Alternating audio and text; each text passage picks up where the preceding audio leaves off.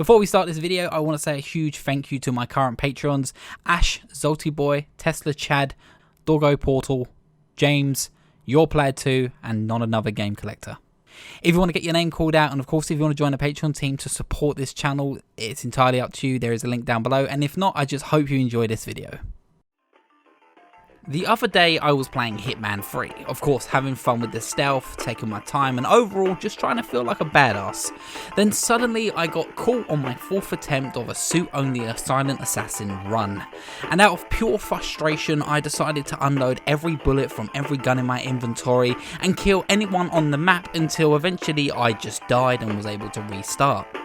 Everyone who has played a Hitman game knows this feeling. It's that perfect stress relief aimed with killer intent towards anyone in that moment, grabbing knives, hammers, and just going pure psychotic and crazy against any living NPC on the map. And then I had a sudden thought. This should have been its own game. Like, I wish there was a game where I could just kill any innocent AI.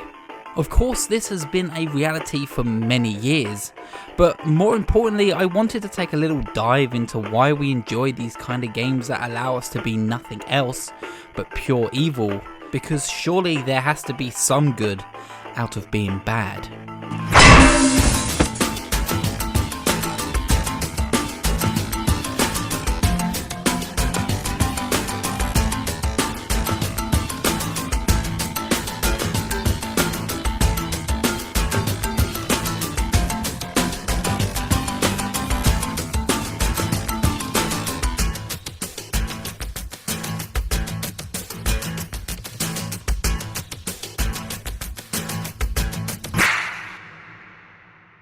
Now, what do I mean by bad? I'm not talking about ambiguity in the character's overall morals, or maybe even just the choice of a player to make you feel like you're being evil. But what I mean are those characters you are told from the word go that you're in for a ride of destruction and hatred against humanity. It's surely that difference between Naughty Bear and that dumb guy from Hatred. Naughty Bear was bullied, he was turned badly, he was treated wrong by the other bears, so because of that, he only had to prove that he was able to do something other than just being a cutesy bear. Unfortunately for the other bears, what he could do was brutal murder. And then on the other hand, you have that Hatred dude, and he's nothing but pure evil. No reason, just pure anger, nothing else to live for, and he's just there to make sure everyone has a shit day. And unfortunately, that's the sort of evil I'm looking for. I think we all remember the first time we learned the unforgettable cheats on a GTA game and let the world burn at our godly feet with the abilities of whatever we're able to do. There was something so special and just plain awesome knowing that you're in charge of the rules of this game and you're able to change the world to however you want it to be. I always remember a mission in Vice City where you had to save Lance from a warehouse or some sort of dock after he got kidnapped, and it just felt tough and so unfair at the time, and I remember just quitting the game in pure frustration and just unleashing the weapon cheat and my minigun into the crowds of people on the beaches. Pretty early on, Vice City was a pure great stress reliever for me because I was able to put in any cheat code at any moment and just go buck wild on anyone on the streets. Yeah, it's messed up, but it's what GTA is known for and it's what Grand Theft Auto always did best.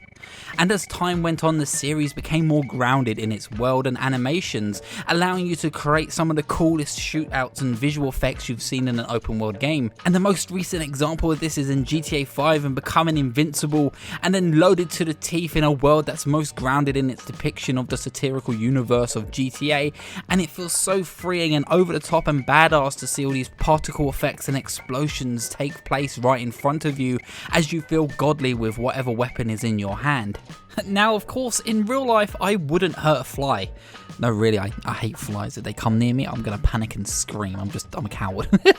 But games like Grand Theft Auto allowed the hardships and stupidity of the world stand in front of you in a virtual shooting space called Los Santos. Because of Rockstar's brilliant comedic ability to create worlds based on our current circumstances, it creates a platform for many players to have their thoughts and doubts about our real life society just laid out bare in front of them and just pointed fun at. And sometimes Rockstar will just help you nudge and point fun at them by putting possibly a rocket launcher in your hand or giving you a knife and allowing us to choose our next actions to take against the over-the-top stupidity of certain virtual individuals. And it's this type of power fantasy which really triggers this whole entire being evil thing.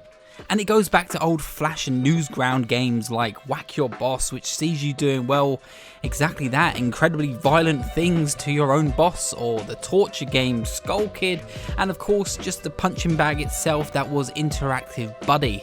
These games all hit one spot that allowed you just to run hell on anything and anyone that pissed you off, or at least pissed off your immature and hormonal overload minds of the early 2000s. And that's what these games were able to do. They was able to act as a stress relief for everyone who was able to actually experience them at the time. They knew exactly what they were, they knew how evil and how fucked up they can be sometimes. These were dumb, dark, fun games made for people with a lot of frustration, and for that they allowed you to let out those frustrations in a way that actually never got anybody hurt. But if there was one game of this era that allowed me to unload my apparent hatred for the human race, it had to be Alien Hominid. I was hooked to the relentless and now iconic animation styles of Dan Paladin, and being able to bite off heads, chop people in half and blast away balls of any human that got in my way made me connect with an evil power fantasy unlike any other. And I suppose while we're on the subject of little green spacemen, shockingly there were two games with matching themes that seemed to appear in my childhood exactly at the same time: Stubs the Zombie and Destroy All Humans. Both allow you to play as iconic monsters from the movies of 50s and the 60s. One, you're a slow brain-eating zombie, Stubs, and the other one, of course, you're a little green spaceman known as Crypto. I am not green. They both played on the satire of the times and the idealization of the media in that period, and along with that satire came an effect just like the GTA world. You were surrounded by stupidity, and in that regards you was able to create a disconnection from the irrational stereotypes and ignorance of governing figures that were able to be created in these satirical worlds, which to many people means one thing: kill them all and don't feel bad, and most importantly, have fun. But both Stubs and Crypto for me stood for something way more than just my misunderstood childish political views and morals, but a chance to understand monsters that once scared me in the past and control fear that comes from these iconic figures. When playing Stubs the Zombie, all I could think about is how Resident Evil had a huge impact on me and my fear of the undead at an early age, allowing for any horror involving the undead and zombies to have a great impact on me. But sitting next to the undead as Stubs and seeing them idolized in their primal and brain dead actions allowed me to grow a weird fondness for zombie behaviour, and in turn allowed me to enjoy horrors like Resident Evil with a little bit more of appreciation for the creatures that are trying to hunt you down, because you know exactly what it's like to be a decaying human.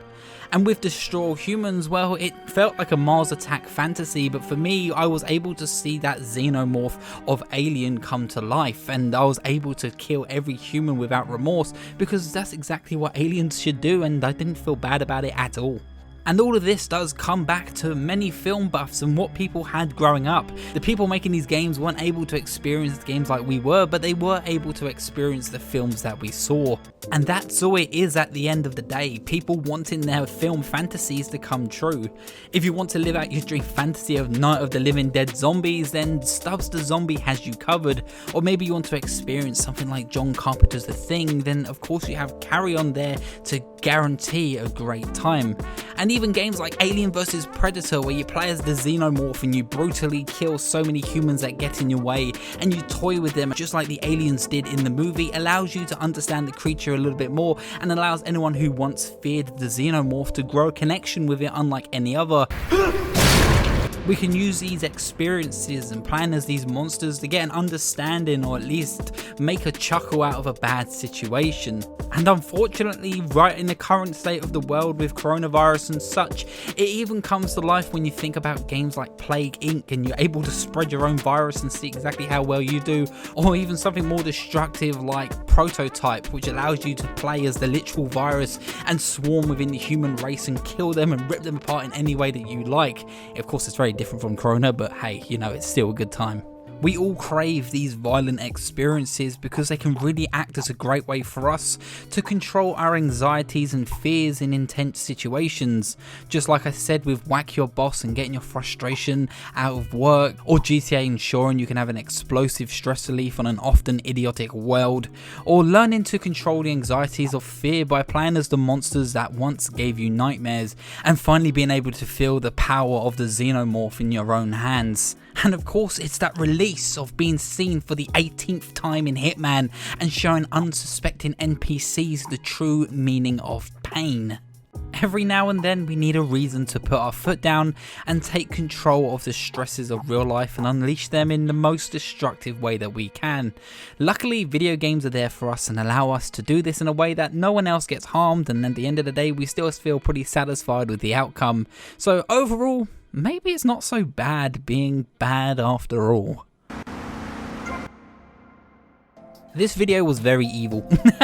I'm sorry, I had a really good time making this video, and it was fun to just be able to play games where I'm just on a destructive wrecking ball and just enjoy the power play. It felt so much fun. Do you have a game that you often come back to that acts as your stress reliever? Maybe it isn't a game where you're bad at all. Maybe it's a nice calming game where you want to calm your nerves rather than releasing them, like Animal Crossing, for example. But on the other hand, I would love to know if you play games like GTA or Red Dead or Prototype, just to play a game where you can destroy the world around you. Please let me know down below, and if you enjoyed this video, feel free to leave a like, and why not subscribe for more videos like this every single week. And of course, I will see you at the next checkpoints. Goodbye.